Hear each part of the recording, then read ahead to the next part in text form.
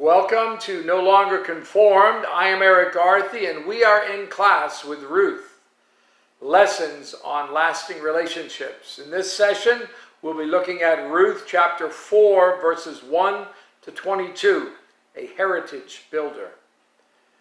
There is a direct link between the values we possess and the heritage we leave. And for a heritage builder to be successful, there must be 4 commitments. First, a commitment to love regardless of circumstances. Look at verse 1 of Ruth chapter 4. Now Boaz went up to the gate and sat down there, and behold, the close relative of whom Boaz had spoken came by. So Boaz said, "Come aside, friend, sit down here." And so he came aside and sat down. And he took 10 men of the elders of the city and said, "Sit down there." So they sat down. Then he said to the close relative, "Naomi, who has come back from the country of Moab, sold the piece of land which belonged to our brother Elimelech. And I thought to inform you, saying, buy it back in the presence of the inhabitants and the elders of my people. If you will redeem it, redeem it. But if you will not redeem it, then tell me that I may know. For there is no one but you to redeem it, and I am next after you." And he said, "I will redeem it." And then Boaz said, "On the day you buy the field from the hand of Naomi, you must also buy it from Ruth, the Moabitess, the wife of the dead, to perpetuate the name of the dead through his inheritance." And the close relative said, "I cannot redeem it for myself, lest I ruin my own inheritance. You redeem my right of redemption for yourself, for I cannot redeem it." Now this was the custom of foreign times in Israel concerning redeeming and exchanging, to confirm anything.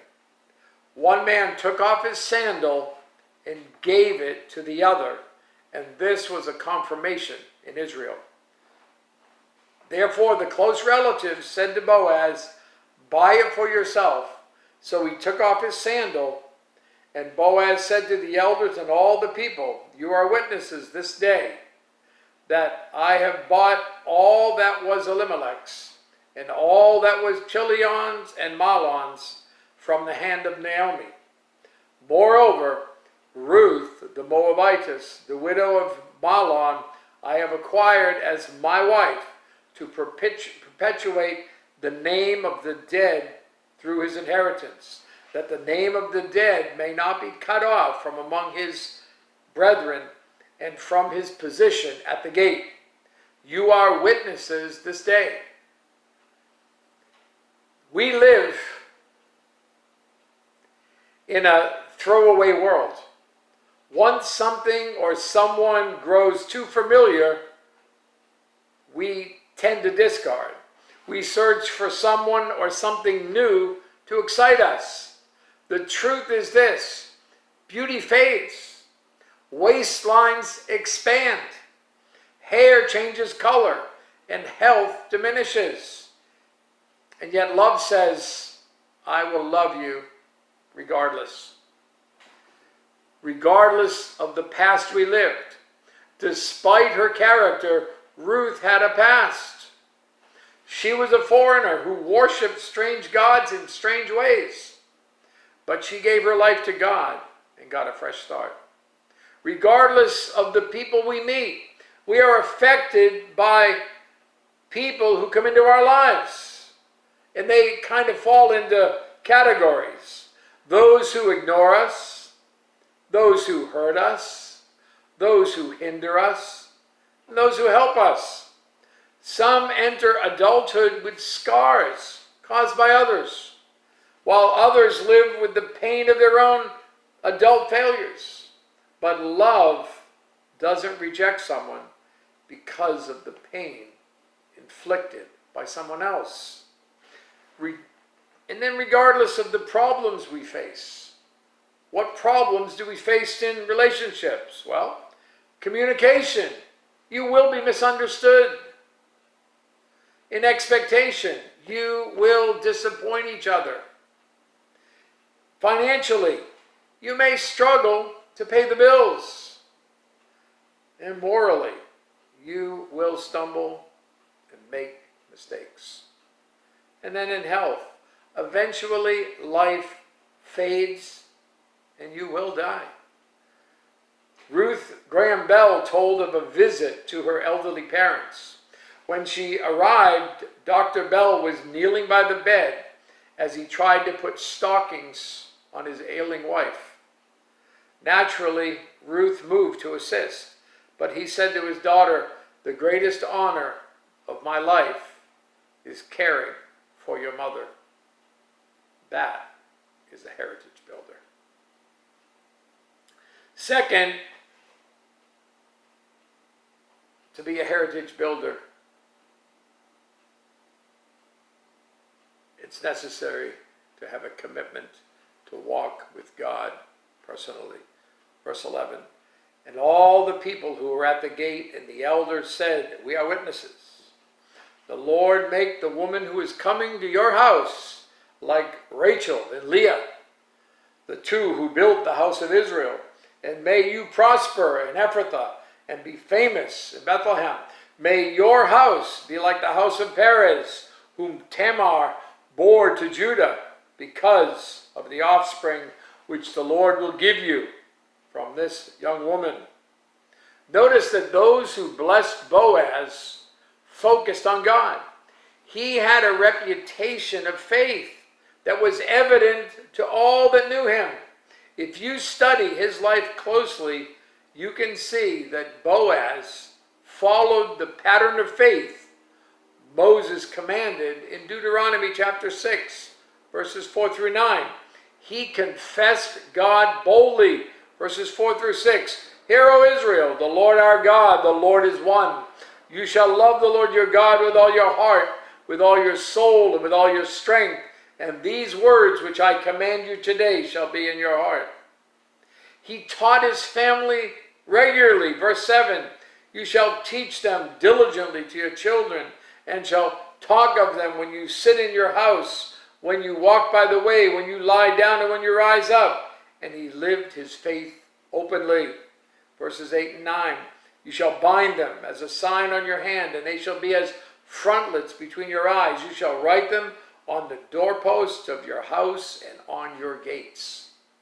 Boaz passed on the pattern of his life, and this will be true for each of us, whether for good or bad.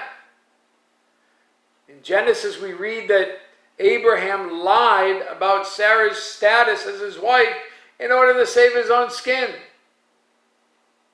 In Genesis chapter 12, verses 11 and 19, and in Genesis 20, verse 2. Should it be a surprise that Isaac, Abraham's son, lied about his wife Rebekah in Genesis 26, verse 7?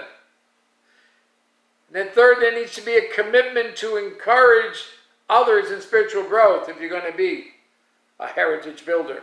Verse 13, "So Boaz took Ruth and she became his wife. And when he went into her, the Lord gave her conception, and she bore a son." Love desires to bring out the best in others. We can see in this story of the rise of Ruth, but God used Boaz to do it. Notice the progression of change in Ruth's status. She came to Bethlehem as a foreigner. She labored as the maidservant. She became Boaz's wife. The story of the relationship between Barnabas and Paul is a good example for us. After his conversion, everyone questioned Paul's sincerity. Everyone except Barnabas. He reached out to him and sought to build him up. He saw in the new convert what others missed. The heritage that Barnabas left to the church was Paul the apostle. Praise God for encouragers.